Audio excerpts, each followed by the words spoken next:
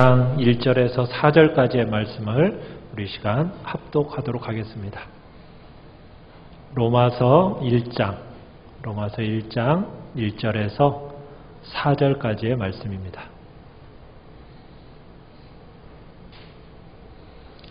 자, 우리 한 목소리로 같이 읽겠습니다. 시작. 예수 그리스도의 종 바울은 사도로 부르심을 받아 하나님의 복음을 위하여 택정함을 입었으니 이 복음은 하나님이 선지자들을 통하여 그의 아들에 관하여 성경에 미리 약속하신 것이라. 그의 아들에 관하여 말하면 육신으로는 다윗의 혈통에서 나셨고 성결의 영으로는 죽은 자들 가운데서 부활하사 능력으로 하나님의 아들로 선포되셨으니 곧 우리 주 예수 그리스도시니라. 아멘. 오늘 말씀의 제목은 우리 주 예수 그리스도라는 제목으로 말씀을 나눕니다. 한번 따라하겠습니다. 우리 주 예수 그리스도. 여러분, 복음이란 게 뭡니까? 복음이라는 거 참 우리가 익숙하게 알고 있고 많이 들은 이야기입니다. 어떤 내용을 우리가 많이 들었습니까? 복음은 바로 하나님의 아들 예수에 대한 이야기입니다. 여러분, 예수가 어떤 분이시죠? 예수님은 이 땅에 인간의 몸으로 태어나셨습니다. 원래는 사람이시지 아니셨죠? 사람이 아니셨어요. 사람이 아니셨는데 하나님으로 계시다가 사람으로 되신 분, 그분이 바로 예수입니다. 사람의 몸을 입으시고 몸을 가진 사람으로 이 땅에 오셨어요. 그 예수님이 부활하셨습니다. 여러분, 부활하신 이후에도 예수님이 몸이 있습니까? 없습니까? 몸을 가지고 계시지요.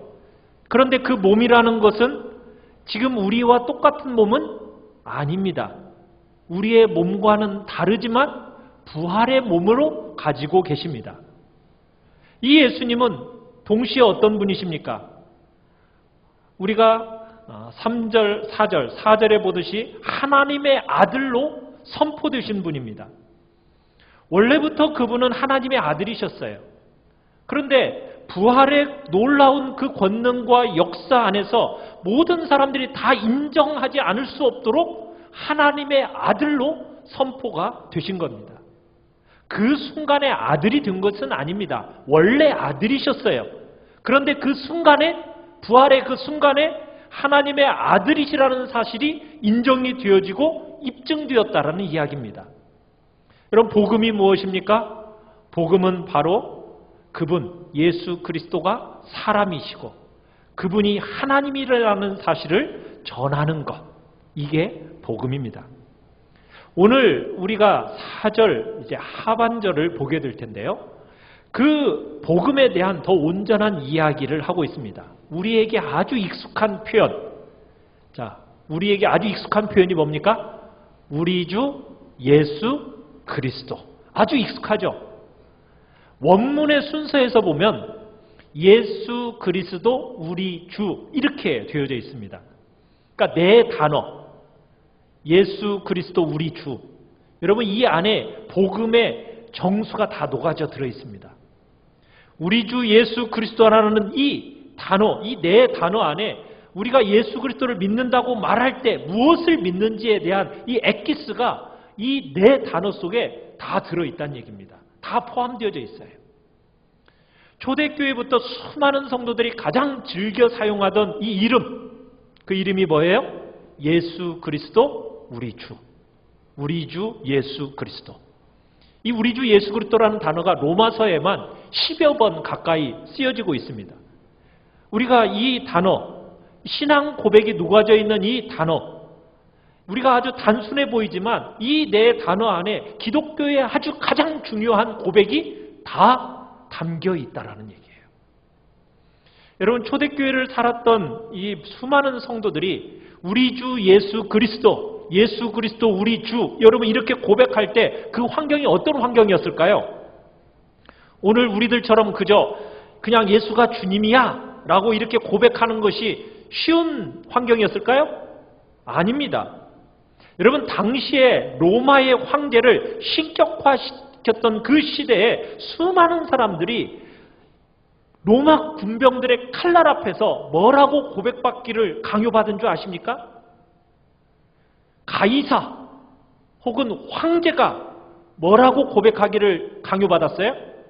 주다라는 것을 고백하기를 강요받았습니다. 요구받았어요. 그때 초대교회를 살았던 수많은 성도들이 뭐라고 답변을 해야 했다고요? 예수 그리스도 그분만이 우리의 주이십니다. 가이사가 절대로 우리의 주가 될 수 없습니다라고 고백을 지켜나가고요. 그 고백을 지키기 위해서 수많은 사람들이 체포되어 감옥에 갇히고요. 수많은 사람들이 가산을 탕진하고 심지어 죽기까지 했습니다. 원형 경기장에 던져져서 짐승의 밥이 되었어요. 뭐라고 답변을 해서? 예수 그리스도 그분이 나의 주님이 되십니다라는 그 고백 한마디에 그렇게 많은 사람들이 짐승의 밥이 되어서 죽어가야만 했다라는 사실이에요. 여러분, 예수 그리스도 우리 주, 이 안에 도대체 무엇이 들어있기 때문에 수많은 사람들이 이 이름을 소중하게 여겼고 그 수많은 사람들이 이 믿음의 엑기스 같은 것을 고백하면서 그렇게 죽음으로 가야만 했을까요? 여러분, 이 이름을 우리가 하나하나 이 시간에는 뜯어보면서 살펴보기를 원해요. 우리가 사람들에게 전하는 이 복음, 제일 중요한 첫 번째 내용은 예수는 뭐다? 그리스도다라는 얘기다. 그리스도. 예수님이 이 땅에서 몇 년 사셨습니까? 33년. 갓 30년이 넘는 세월을 사셨죠. 이 땅에 예수님이 사셨어요. 역사적인 인물로서 마리아의 배에서 잉태되어 태어나셨습니다. 사람이 되셨습니다. 나사렛이라는 그 동네에서 자라셨습니다. 그러더니 결국 십자가 위에 못 박혀 죽으셨습니다. 자, 그 돌아가신 그분이 누구라고요? 그리스도라고. 그리스도. 여러분, 이 그리스도라는 말은 헬라어입니다. 구약 성경에 이 그리스도라는 말과 동일한 히브리어가 있습니다. 그게 뭐죠? 메시아입니다. 메시아. 메시아는 히브리어예요. 히브리어로 된 이 메시아를 헬라어로 번역한 것이 뭐라고요? 그리스도예요. 그리스도. 그래서 신약 성경에 그리스도라는 말은 구약 성경에 메시아라는 말과 똑같은 거예요. 여러분, 메시아라는 말이 무슨 뜻이죠? 메시아라는 말은 건져내고 구원해내시기 위해서 기름 부어 구별한 자. 쉽게 말해서 기름 부어서 구별한 자, 이런 의미로 쓰여집니다. 우리가 그리스도라고 고백을 할 때 예수는 어떤 분이냐? 우리를 건져내서 구원하시기 위해 기름 부음 받아 구별되신 분. 그분이 바로 누구라고요? 예수라는 거예요. 여러분, 예수님은 우리와 똑같은 인간의 몸으로 이 세상을 사셨습니다. 이분도 몸이 자라셨고요. 지각이 자라셨고요. 지혜가 함께 우리와 동일하게 자라셨어요. 모든 면에서 완벽하게 사람이셨습니다. 그렇지만 그분은 동시에 어떤 분이시냐? 기름 부어서 구별시켜 놓은 분이십니다. 우리와 똑같이 사셨어요. 똑같이 사셨기 때문에 사람이기만 한 게 아니라 분명한 사람이시지만 기름을 부어서 다른 용도로 하나님께서 구별하셨다. 그분이 바로 예수입니다. 자, 그러면 언제 하나님께서 예수님을 구별해 놓으셨을까요? 언제 구별해 놓으셨을까요? 물론 만세 전부터 작정하셨다. 이렇게 얘기하면 할 말이 없죠. 그런데 이 세상에서 예수님이 특별하게 하나님께 기름 부음 받아서 구별된 그때가 있어요. 그때가 언제죠? 그때가 언제입니까? 모르셔요? 이 땅에 오셔서 예수님이 요단강에서 세례 요한에게 세례를 받으실 때, 그때입니다. 여러분, 그때 하나님이 어떻게 하셨죠? 요한이 세례를 줄 때 하늘이 어떻게 됐어요? 쫙 갈라지면서 그 갈라진 하늘을 통해서 뭐가 내려왔어요? 비둘기 같은 성령이 우리 주 예수 그리스도에게 부어 주셨습니다. 예수 그리스도께서 비둘기같이 임하는 그 사건을 가리켜서 그리스도로 구별되는 사건이요 예표라고 얘기하는 겁니다. 구약시대 때는 누가 기름 부음을 받았습니까? 제사장, 또 왕, 또 선지자, 그죠? 여러분, 선지자, 제사장, 왕에게 기름을 부었었는데 그 기름이 예표하는 바가 무엇입니까? 그 기름이 예표하던 실체, 상징의 실체가 뭐예요? 성령이에요, 성령. 그 성령께서 요단강가에서 세례를 받으실 때 부어졌던 거예요. 그래서 주님은 요한복음 6장에서 무리들에게 이렇게 말씀을 하십니다. 요한복음 6장 27절에 썩을 양식을 위하여 일하지 말고 영생하도록 있는 양식을 위하여 하라. 이 양식은 인자가 너희에게 주리니 인자는 아버지 하나님께서 인치신 자니라. 인자가 누굽니까? 예수님은. 하나님 아버지께서 어떻게 하신 자라고요? 인쳤다. 인쳤다라는 게 뭐예요? 도장을 콱 찍어서 구별하여 따로 떼어놓은 자다. 우리와 똑같은 사람이지만 예수님은 어떤 분이시냐? 하나님이 기름을 부어서 따로 떼어서 하나님의 특별한 사역을 위해서 구별한 메시아다. 바로 성경은 이렇게 얘기하고 있는 겁니다. 예수는 뭐라고요? 그리스도이십니다. 자, 두 번째 중요한 고백이 무엇입니까? 예수 그리스도 뭐라고요? 우리 주. 우리 주. 순서상으로 우리가 먼저 나오지만 중요한 내용은 뭐냐면 주이기 때문에 그 주를 먼저 보도록 하겠습니다. 여러분, 예수가 주님이라고 하는 이 고백 안에는 중요한 세 가지 의미가 들어있어요. 어떤 의미가 들어있냐면 첫째는 이 주라는 단어 속에 하나님이라는 의미가 들어있습니다. 하나님.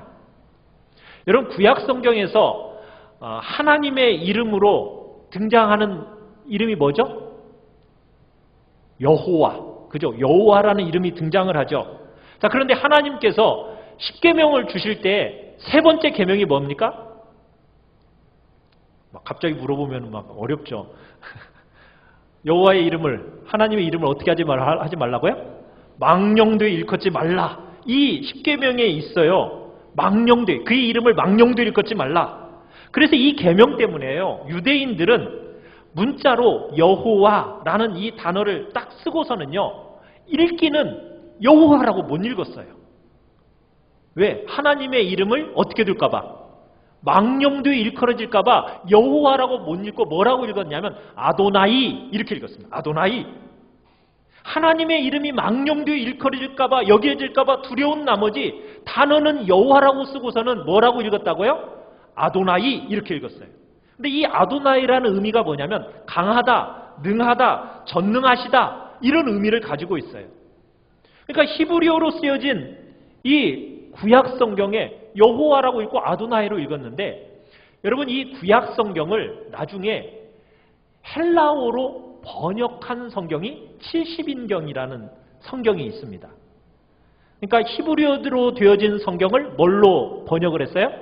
헬라어로 번역한 70인경이라고 기록되어 있는 70인경이 있는데, 이 구약 성경에 나오는 이 여호와 혹은 아도나이라는 이 70인경은 어떻게 번역을 했느냐면 오늘 우리가 읽는 주라는 이와 단어와 똑같은 단어로 번역을 했어요. 주라고.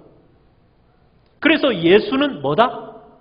주이시다라고 할 때 그 안에는 무슨 의미가 들어있는 거예요? 예수는 뭐다? 구약에 나오는 여호와 그분이시다라는 그 고백이 그 안에 들어있는 겁니다.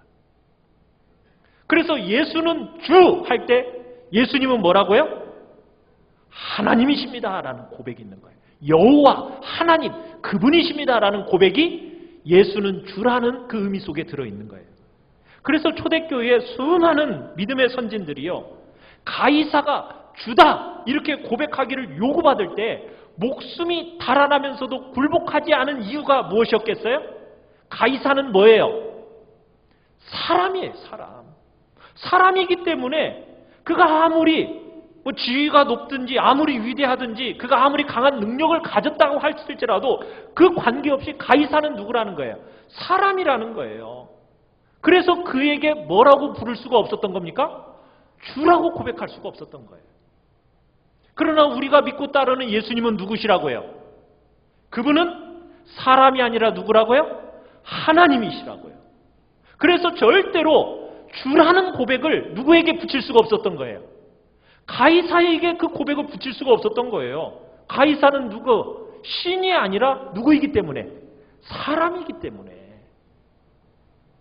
여러분, 기독교의 생명이 어디에 있는지 지금 보이십니까? 여러분, 기독교의 생명은 절대로 사람을 높이지 않습니다. 사람이 아무리 탁월하고 사람이 아무리 훌륭하고 사람이 아무리 아름답고 능력이 많아도요, 사람은 사람일 뿐이에요. 그 모든 영광과 존귀는 누구에게만 돌아가야 되는 겁니까?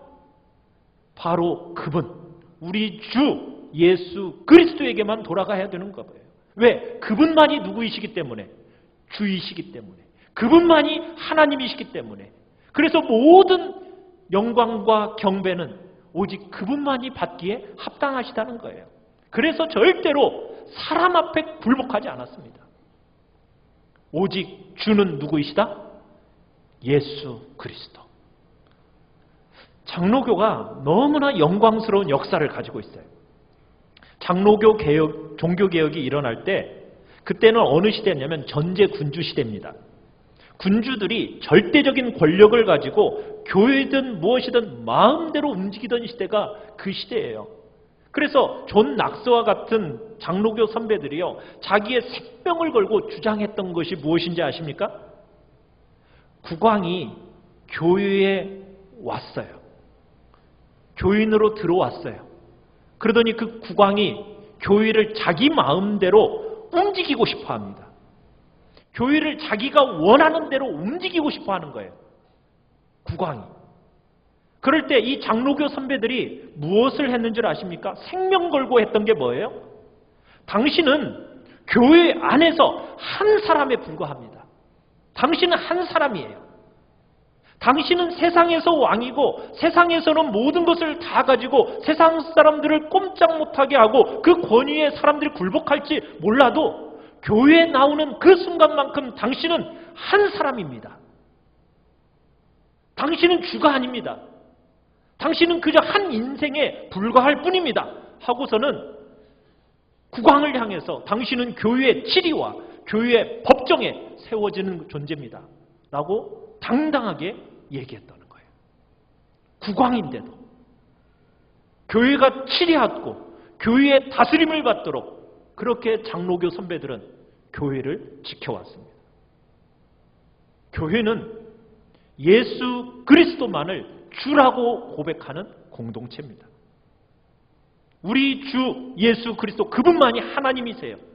다른 어떤 훌륭하고 탁월한 인격과 아무리 중요한 인물이 우리 교회 안에 온다 할지라도 그 사람이 그 자리에 앉을 수는 없습니다. 오직 누구만이요? 예수님, 그분만이 하나님이시고 그분만이 주가 되셔서 그 자리에 앉으셔야 되는 거예요. 두 번째로, 예수가 주라고 말할 때 어떤 의미가 들어있느냐? 그 말 안에는 하나님이실 뿐만 아니라 구세주라는 의미가 들어있습니다. 예수님이 이 땅에 사람으로 오셨어요. 하나님이 기름 부어서 따로 구별해 놓으셨습니다. 그리고 어떻게 하셨습니까? 그분은 구별된 분으로 하나님으로 동시에 이 땅에 사셨는데 그 놀라운 권능과 능력이 있음에도 불구하고 그분은 이 땅에서 어떻게 하셨죠? 사람의 질고와 고통과 불행과 비참을 당신이 직접 지시고 고난받으셨습니다. 눈물 흘리시고 기도하시고 결국에는 십자가 위에서 못 박혀 돌아가셨습니다. 그리고 부활하시고 그리고 승천하셨습니다. 그렇게 하심으로 말미암아 우리의 모든 죄와 우리의 모든 죄로 말미암은 질고를 당신이 다 대신 지셨던 거예요. 당신이 대신 형벌을 받으셨던 거예요. 그렇기 때문에 누구든지 이 예수 그리스도를 의지하고 믿고 영접하는 모든 진실된 성도는 그들의 죄가 어떻게 됩니까? 용서함을 받고 씻음을 받고 새로운 생명과 존귀한 새 신분과 이름, 그 이름이 허락이 되는 겁니다. 예수는 누구라고요? 구세주이십니다. 그분이 우리의 모든 형벌과 우리의 모든 비참을 대신 받으심으로 말미암아 우리를 살려내신 구세주이십니다. 여러분이 왜 예수님을 믿습니까?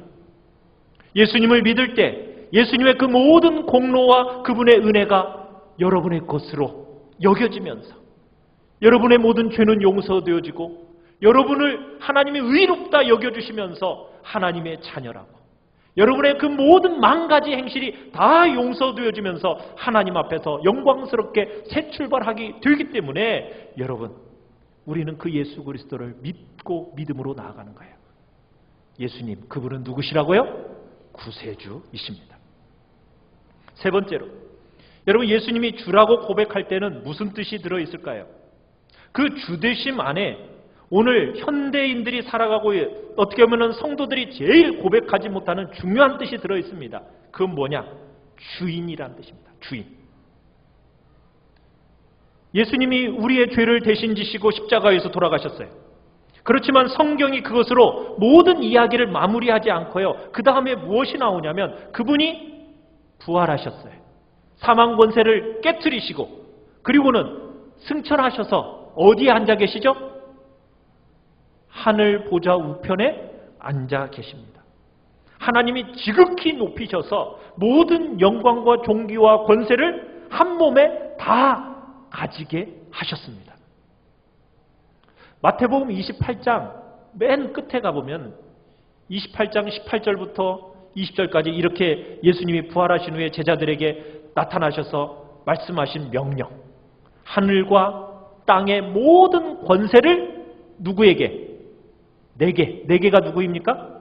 예수님께 주셨으니 그러므로 너희는 가서 모든 민족을 제자로 삼아 아버지와 아들과 성령의 이름으로 세례를 베풀고 내가 너희에게 분부한 모든 것을 가르쳐 지키게 하라. 예수님께서 분명히 말씀하고 계세요. 하늘과 땅의 모든 권세를 누구에게? 예수인 나에게 주셨다. 그러기에 하늘과 하늘 위의 천사와 땅에 있는 모든 만물들이 누구에게 굴복합니까? 예수님께 굴복하는 거예요. 예수는 우리를 위하여 십자가에 지시고 고난 보시고 그리고 죽으신 구세주일 뿐만 아니라 동시에 나의 뭐가 되신다고요? 주인이 되십니다. 하늘과 땅과 모든 만물 전부 그분 앞에 굴복하고 순종하는 겁니다. 에베소서를 읽어보십시오. 빌립보서를 읽어보십시오. 거기 보면 하나님께서 그를 지극히 높여서 모든 무릎을 그 앞에 꿇게 하셨다. 하늘에 있는 것이나 땅에 있는 것이나 모든 것들이 다 예수 그리스도의 그분 앞에 무릎을 꿇고 당신은 나의 주라고 고백하게 만드셨다는 거예요.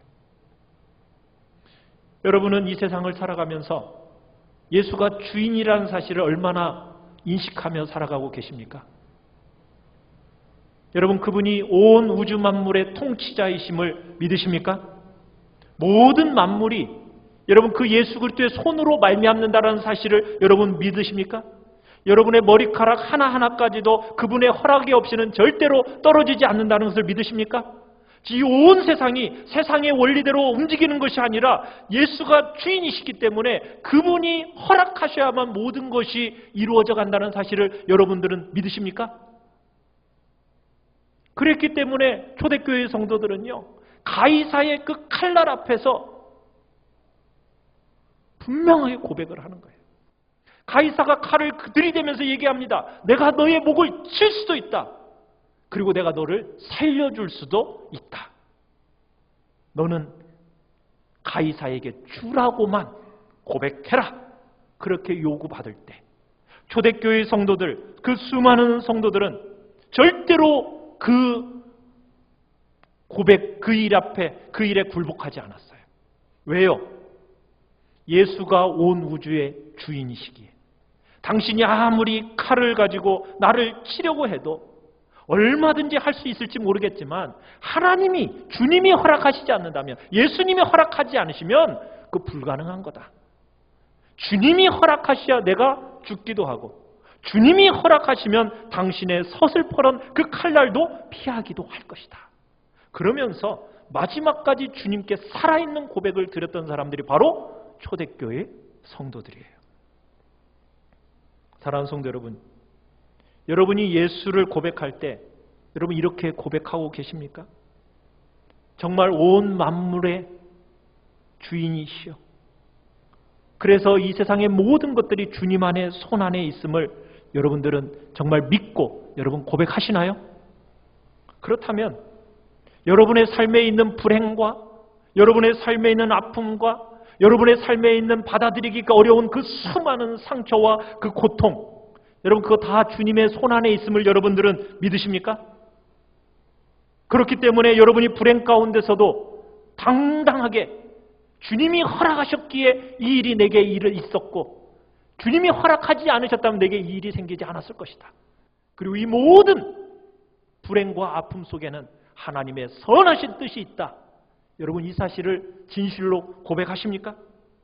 이것이 진정 예수 그리스도를 주인으로 고백하는 자들의 진정한 고백입니다. 그런 사람들은 슬픔 가운데서도요, 말할 수 없는 감격이 있는 거고요. 그렇기 때문에 이 땅에서 남들 보기에 실패 같은 자리에 있다 할지라도 여러분 끝없는 감격과 위로가 그 사람에게는 있는 거예요. 왜? 예수님이 이 세상 모든 만물의 주인이시고 주인이신 그분이 내 삶의 통치자로서 모든 것들도 허락하시기도 하시고 막아주시기도 하시고 보호하실 거라는 그 믿음이 있기 때문에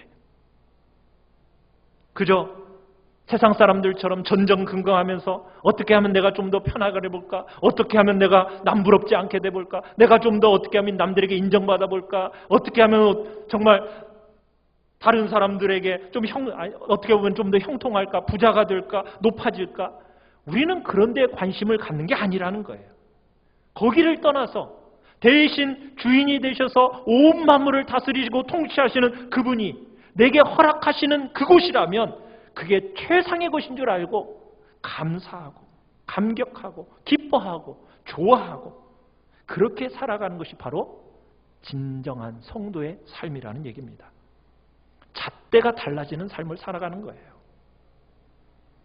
우리의 주인 되시는 그분이 우리를 데려가는 그 지점이 어떤 자리라 할지라도 그래, 하나님이 나를 이 자리에 옮겨셨을 때 이 자리가 최고의 감격과 기쁨의 자리라고 주님 앞에서 고백하면서 주님이 정말 온 우주의 만물의 주인이십니다. 당신이 나의 주인이십니다. 나의 한 사람 한 사람의 주인이심을 여러분 우리는 고백해야 하는 것입니다. 예수님이 주인이다. 여러분 이 고백 안에는요 또 다른 의미가 들어있어요. 죄로 말미암아 가장 큰 불행과 비참, 이것으로부터의 자유가 바로 이 주인이라는 고백 안에 들어있습니다. 여러분 죄 지은 인생들의 가장 큰 불행과 비참이 무엇인지 아십니까? 그건 자기 중심성입니다. 이기성이에요. 자기를 중심으로 모든 것들을 해석하고 모든 것들을 바라보는 거예요. 자기를 중심으로 해서. 사람들은요 다 자기 중심적이에요. 그래서 모든 것을 판단하고 모든 것을 평가할 때 뭘로 판단하고 평가합니까? 모든 일을 자기 중심적으로 판단하고 평가해요. 그래서 모든 것들을 자기를 위해서 계획하고 자기를 위해서 막 움직여갑니다. 여러분 그런데 그것이야말로 인생에 있어서 가장 큰 불행이요 비참의 뿌리라는 것을 여러분은 기억하시나요? 여러분 그거 인정하셔야 됩니다. 사람은요 절대로 혼자 살도록 지어져 있지 않아요. 자기 중심으로 살도록 지어져 있지 않습니다. 하나님이 우리를 창조하실 때는 반드시 하나님을 중심으로 서로 더불어 살아가도록 하나님이 지으셨어요. 그런데요, 죄가 딱 들어오는 순간 어떻게 되었습니까? 하나님이 중심의 자리에서 벗어나면서부터 그 자리에 누가 앉아 있는 거예요? 내가 앉아 있는 거예요. 내가 앉으면 어떻게 돼요? 내가 앉아있기 때문에 이제는 만인을 향한 만인의 투쟁으로 변질이 되어버립니다. 남들이 어떻게 될지라도 내가 우선적이 돼야 되고 내가 보장된 미래를 가져야 돼요. 우리가 사는 세상은요 다 자기가 주인입니다. 그런데 여러분 성도들은 어떤 사람들이죠? 주인을 만난 사람들이에요. 내가 주인이 아니라 이제는 주인을 만났어요. 그 주인이 누구이십니까? 내가 더 이상 주인이 아니라 주인이 되시는 예수 그리스도를 만난 사람들이에요. 그러니까 언제든지 이제는 바뀌었어요. 예수님이 말씀하시면 예수님 앞에 순종하는 겁니다. 언제든지 다른 지체들 때문에 내가 주인 될 것을 포기할 수 있는 사람, 그 사람이 바로 우리예요. 그게 성도입니다. 그러기에 여러분의 마음에 끝없는 자기중심적인 삶이 있습니까? 그거 깨트리셔야 됩니다. 깨트려야 돼요. 우리 요한복음 21장 우리 한번 넘어가 보겠습니다. 요한복음 21장 18절 한번 보실까요? 요한복음 21장 18절을 보시면은 예수님께서 부활하신 후에 베드로에게 찾아오셔서 베드로에게 말씀하시는 말씀 중에 이런 말씀이 있어요. 자, 요한복음 21장 18절 우리 같이 한번 읽어보겠습니다. 시작. 내가 진실로 진실로 내게 이르노니 내가 젊어서는 스스로 띠띠고 원하는 곳으로 다녔거니와 늙어서는 내 팔을 벌리리니 남이 내게 띠띠우고 원하지 아니하는 곳으로 데려가리라. 여러분 이 말씀은요 성도의 정체성에 있어서 너무나도 꽃봉오리와 같은 이야기입니다. 여기서 내가 젊었을 때라는 얘기는 뭐냐면 내가 어리고 신앙적으로 연약하고 주님을 아는 지식이 아주 형편없을 때에는 내가 스스로 띠띠고 네가 원하는 대로 갔다는 거예요. 그러나 이제부터 내 삶은 그렇지가 않다는 겁니다. 네가 부활을 경험하고 하나님의 일꾼으로 부름을 받아 사는 너는 이제부터 내가 원하지 않는 때에 사람들이 너를 띠띠우고 내가 원하지 않는 곳으로 너를 데려가는 일들이 많이 일어날 거라는 거예요. 이게 바로 성도의 삶이라는 거예요. 우리가 원하는 곳이 있죠. 우리가 하고 싶은 것이 있죠. 그런데 예수님 때문에 만인의 종으로 이제는 살아가게 되겠다는 거예요. 살아간다는 거예요. 우리가 포기할 수 없는 것이 있죠. 우리가 원하는 형태의 삶이 있어요. 그렇지만 예수님이 나의 주인이 되시기 때문에 만인이 나의 섬김의 대상이듯 아무리 내가 받기 어려운 사람이라도 나의 주인과 섬김의 대상으로 이제 삼겠다. 여러분 이것이 성도들의 모습입니다. 이제는 더 이상 내 마음대로 살지 않겠다는 거예요. 다른 사람이 나를 끌고 가는 대로 그냥 끌려다니며 살아가겠다. 이게 진정한 예수 그리스도를 주인으로 모신 성도의 모습입니다. 예수님은 하나님이십니다. 예수님은 구세주이십니다. 예수님은 주인이십니다.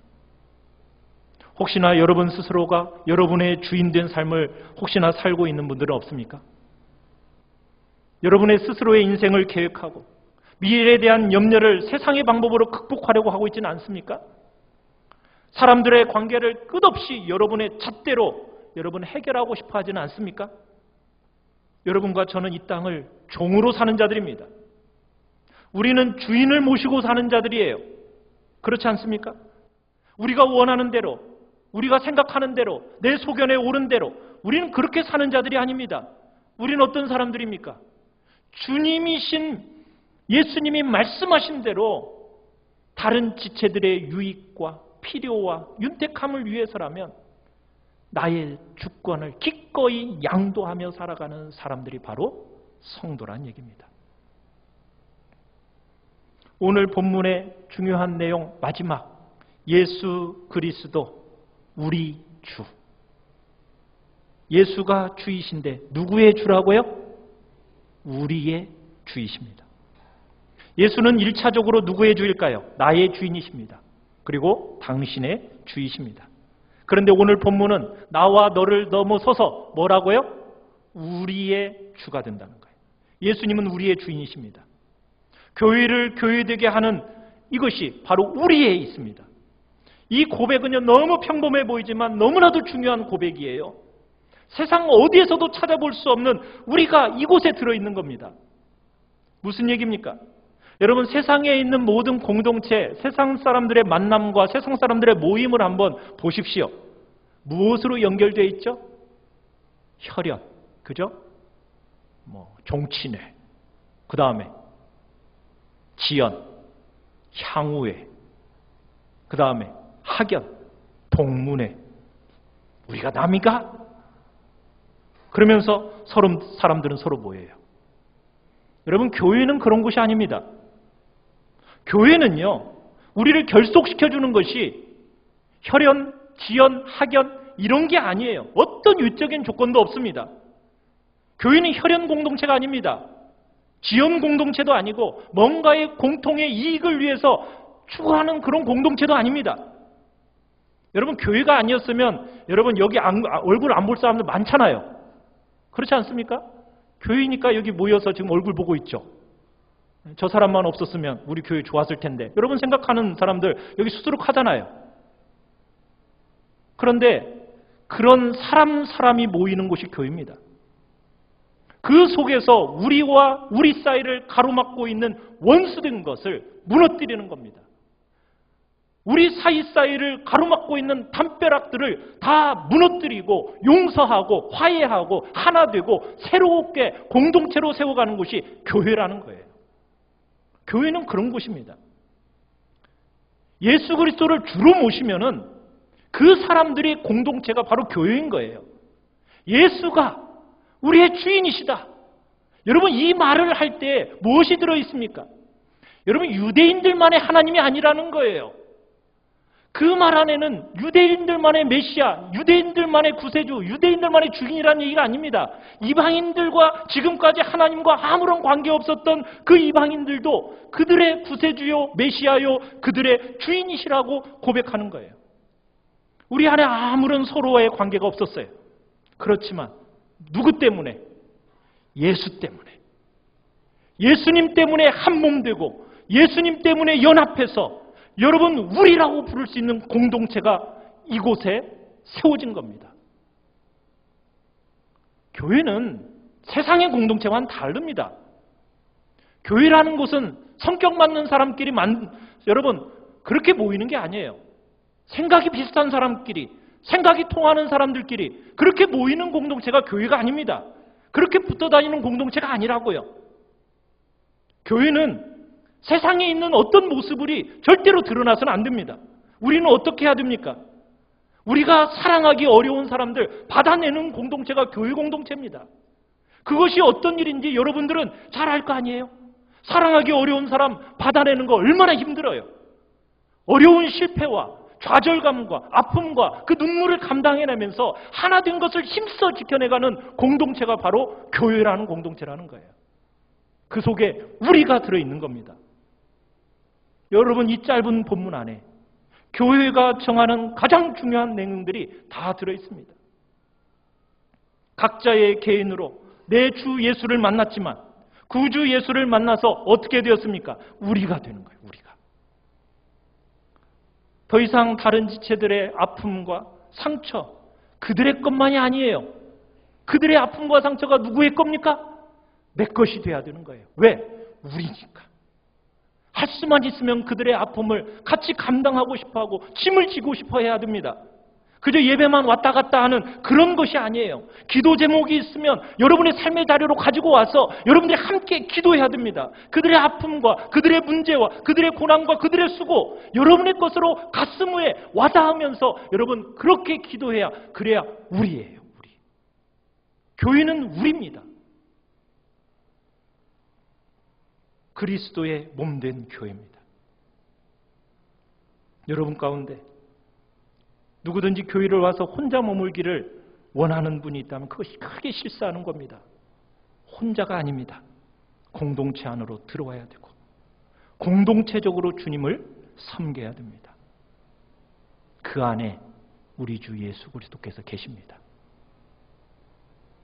혹여나 우리 가운데 여전히 내가 주인 삼고 있는 것, 여전히 내가 주인 되어 여전히 진행되어지고 있는 것, 우리 시간 주님 앞에 고백하고 회개하며 나아갑시다. 우리 같이 찬양합시다.